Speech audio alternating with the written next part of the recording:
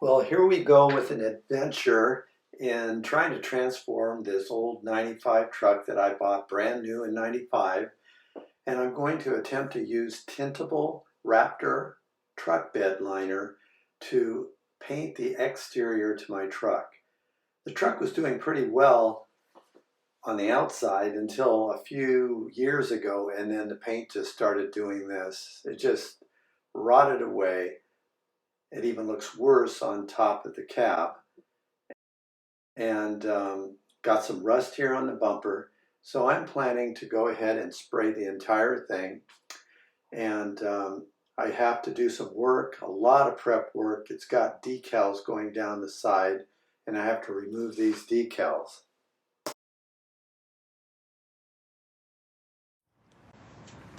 Okay, I'm going to attempt to get rid of these decals, and I want to do a little demo.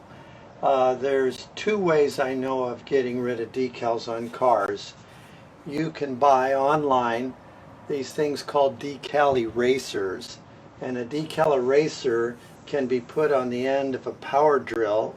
It's a disc that's made out of rubber about 4 inches in diameter, and it spins around, and it sounds like it just rubs these right off.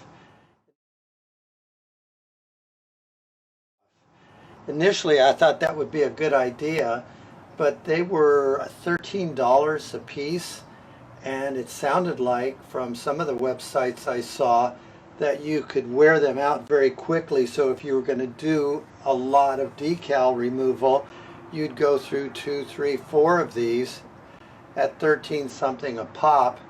Instead, I went to Harbor Freight. I got this for $16.99. The day after I got it, I got a 20% discount coupon that I could have used. But anyway, this is a heat gun. It's got dual settings on here. And what seems to work best for me is I heat up an area, and then I come over with my putty knife, and it's been cleaned and sharpened a little bit. Now keep in mind, I don't care if I tear up my paint job on this, because I'm going to go over it with a thick truck liner, so you won't see any scratches I put on here. So if you're going to do this on a car where you're concerned about the paint job itself, I'd be real careful. Maybe you could even get one of these made out of plastic. So what I'm going to do is heat this up a bit, and then after I heat it, I'll run this knife under it, and you can see how it comes off.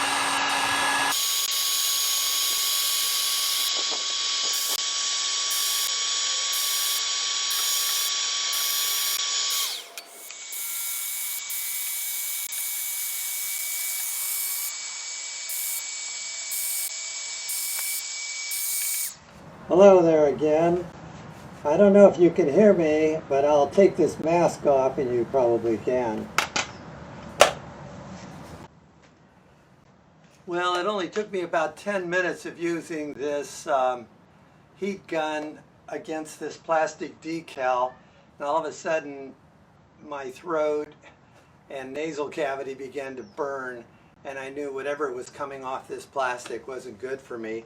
Luckily, I have these canister filters, and this did the trick because I've been using these now for about 20 minutes, and I don't smell anything, and I don't have that same irritation. So be really careful. You'll notice I'm in a garage right now. You may want to, if you don't have something like this, get yourself outdoors in a breezy condition, because stuff's not good for you. And remember, you only got one set of lungs, and they aren't getting any better.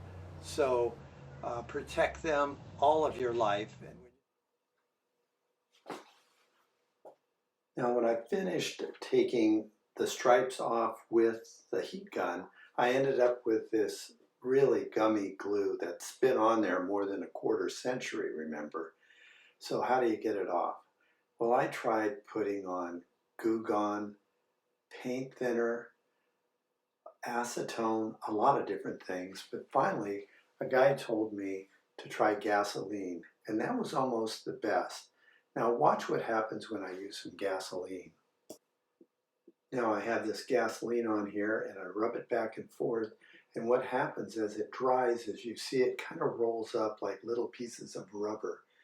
Now that is the time where you can actually get it off the surface.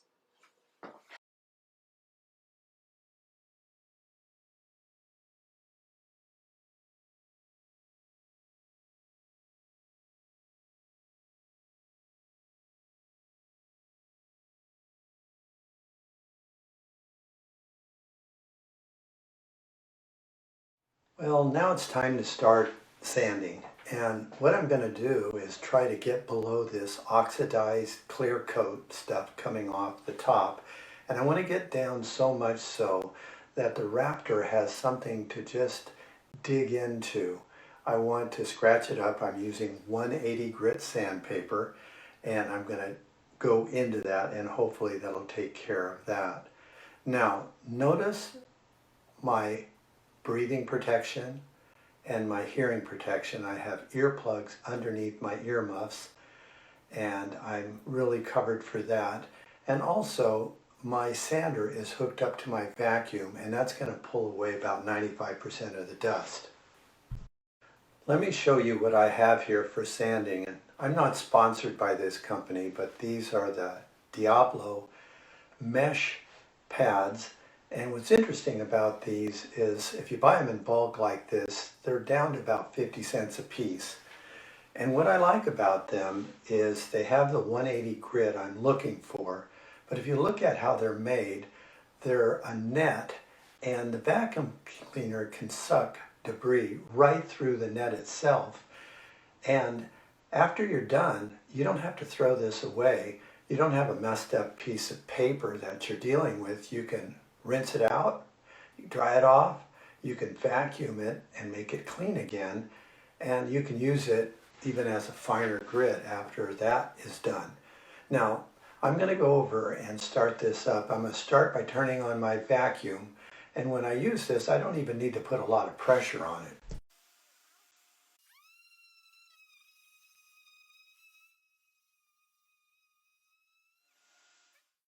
Well, here are the results of about 45 minutes worth of work with my random orbit palm sander. And you can see I've got a lot of different coloration differences.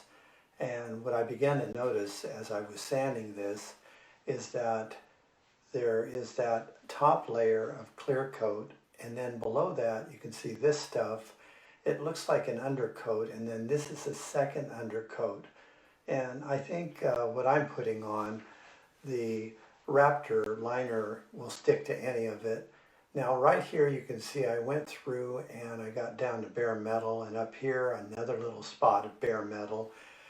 I'm not happy about that. I need to check and see if I need to spray that with some primer. I don't think I will need to. And so you can see the difference between the paint on one half and down to the primer on the other half.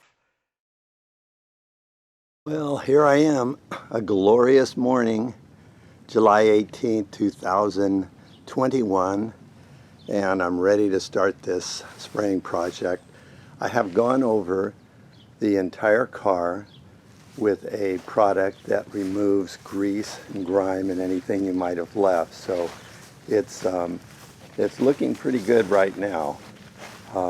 Notice I have put trash bags around the wheels. That's an idea I saw online. Now I just have to cover that tailpipe up and I'll be okay. And then I'll get back to you as I get some spraying done on this.